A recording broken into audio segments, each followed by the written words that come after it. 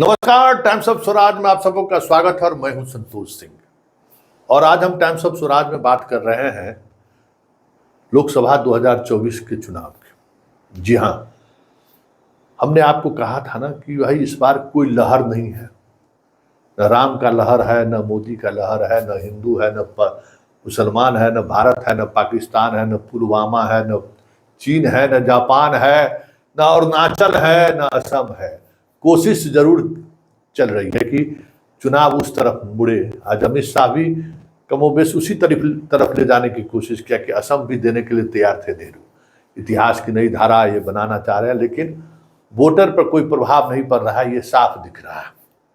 अब ऐसे में बड़ी बात ये है कि जो चुनाव लड़ने वाले जो लोग हैं या पार्टी का जो दुकान खोल रखे हैं वो 400 पार कैसे ले जाएंगे या फिर बहुमत में कैसे आएंगे? क्योंकि सबको पता है कि अगर बहुमत में नहीं आए तो आज तिहार में वो है, कल तिहार में ये होंगे।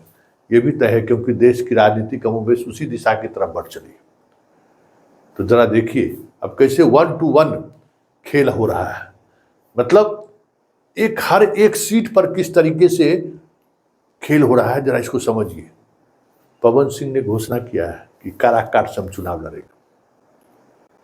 अब इस घोषणा के पीछे की राजनीति क्या है, जरा इसको समझ लीजिए, बहुत कुछ समझ लीजिएगा।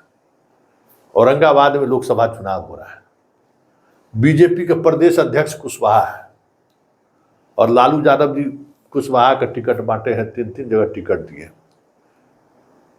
और औरंगाबाद में भी दिए।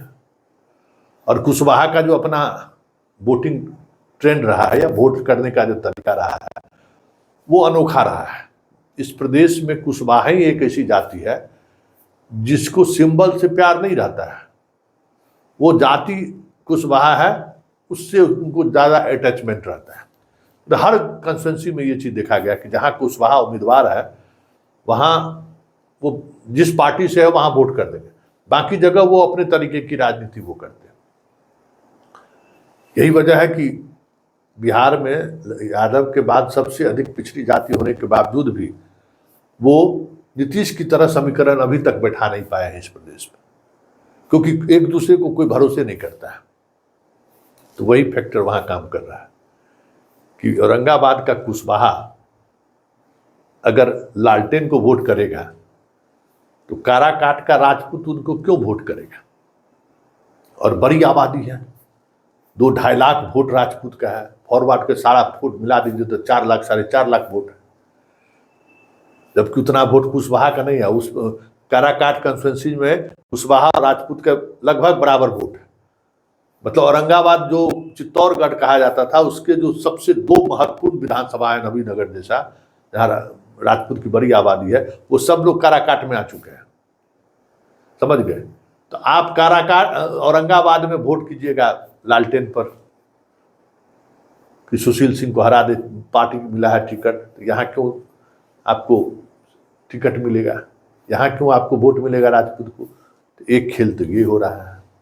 और इस खेल में बहुत सारी चीज़ें जुड़ी हुई हैं, क्योंकि आज घोषणा करने का कोई मतलब नहीं है, क्योंकि काराकाट सबसे अंतिम चरण में चुनाव है। मतलब लास्ट चरण में 2 महीना से अधिक समय है वहाँ पहुँचने में। आज क्यों घोषणा हुआ है? एक तो ये नैरेटिव सेट करने की कोशिश हो रही है, और दूसरा नैरेटिव भी है, और वो नैरेटिव ज़्यादा खतरनाक है। जिस तरीके से नीतीश को कमज़ोर करने की कोशिश बीजेपी चिराग के सहारे पिछली बार 2020 में किए थे, इस बार लगता है नीतीश भी उसी मिजाज में।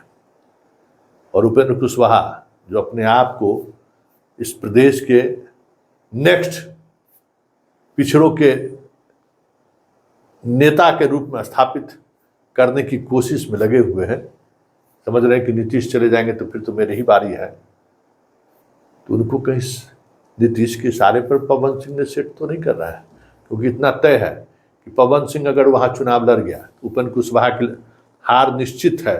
तीसरे नंबर पर चले जाएंगे, ये भी निश्चित है। कहीं दूर दूर तक नहीं रहेंगे, ये भी निश्चित है। तो क्या हो रहा है बिहार में? क्योंकि बिहार में जो सियासत जिस तरीके से करवट ले रही है, रोज कुछ नई नई चीज़ें सामने आ रही हैं। आने वाले पता नहीं चुनाव में बिहार की राजनीतिक फिजा किस दिशा की तरफ बढ़ जाएगी कहना मुश्किल है, क्योंकि यही स्थिति पूर्णिया में भी है, यही स्थिति सिवान में भी है, और अब यही स्थिति पवन सिंह के काराकाट में खड़े होने के बाद स्थिति बन रही है। तो क्या ये माना जाए कि कोई लहर नहीं रहने की वजह से जो जहां उम्मीदवार जितना मजबूत होगा ईवीएम पर बटन उसी का दबेगा? चलिए देखिए आगे आगे होता है क्या है, लेकिन इतना तय है कि नीतीश जिस मानसिक स्थिति में है